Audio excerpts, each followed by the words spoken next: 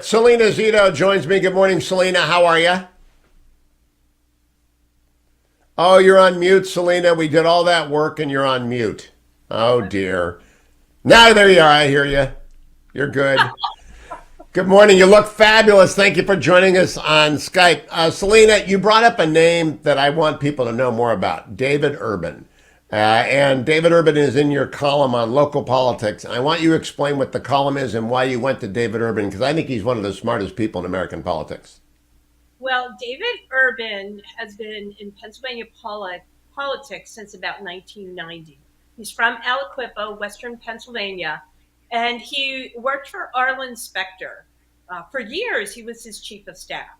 So he sort of dealt with when Pat Toomey ran against Specter in 2004 in that primary and almost beat him. He was also had a front row seat to when Donald Trump ran in the primary, and a lot of people didn't think he was conservative enough. So he's been in the crosshairs of movement politics, which is why I thought it was really important to put him in my story about what's going on in Western Pennsylvania. And what's going on in Western Pennsylvania is the struggle for control of local Republican parties, which are in California, they're elected, right? That's what you do. You run for the Central Committee, then the Central Committee elects a county chairman. How are they run in Pennsylvania? Because it sounds like a wild rodeo. And if that's going on in Western Pennsylvania, I imagine it's going on across the country.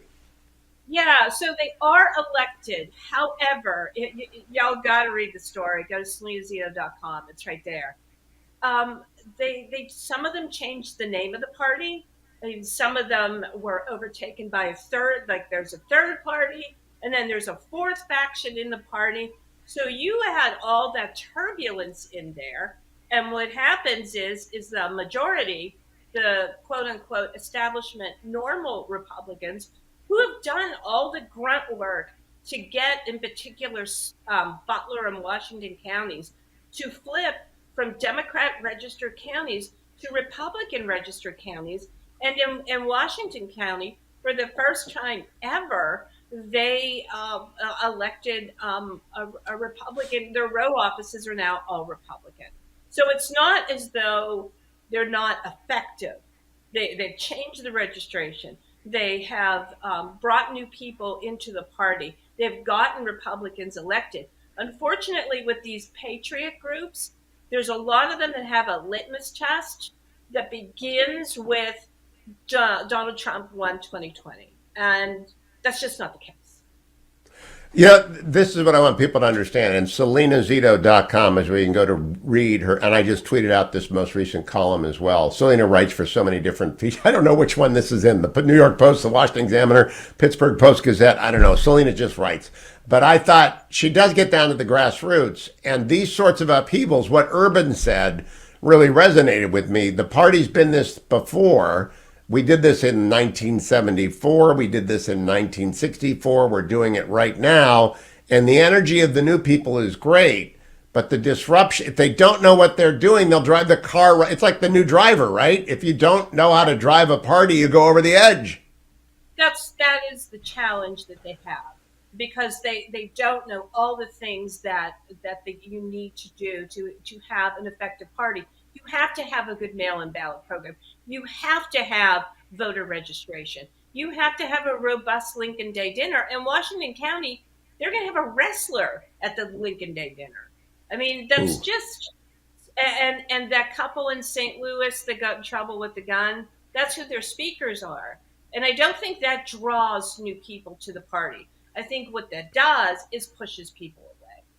Well, yes, and what it does to the regular. And by the way, I like to refer to the base. I would love to have a Selena column on who is the base, because everyone claims to be the base. So I've developed a definition. You have to have voted Republican for 5 elections in a row and done something besides vote in 5 elections. So you just can't call yourself the base by showing up. And you just can't call yourself the base because you're wearing a Tea Party Patriot sticker. Do you think there's some legitimate room for a definition that sticks there?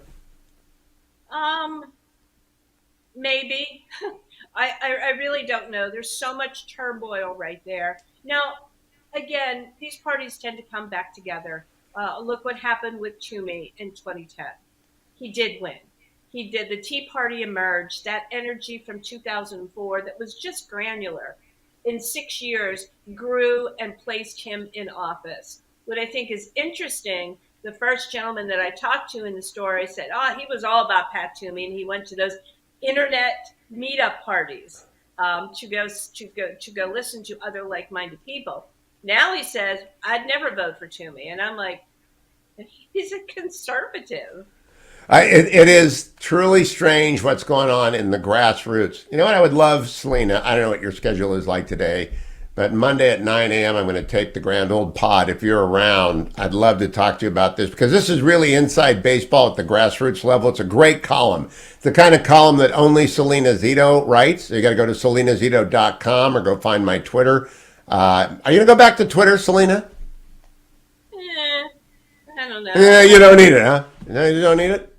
I mean, That's too bad. I want people to read salenazito.com. She actually knows what's going on in politics. Thank you for joining us, Salena. You look fabulous for 6 o'clock in the morning, so I think that's great.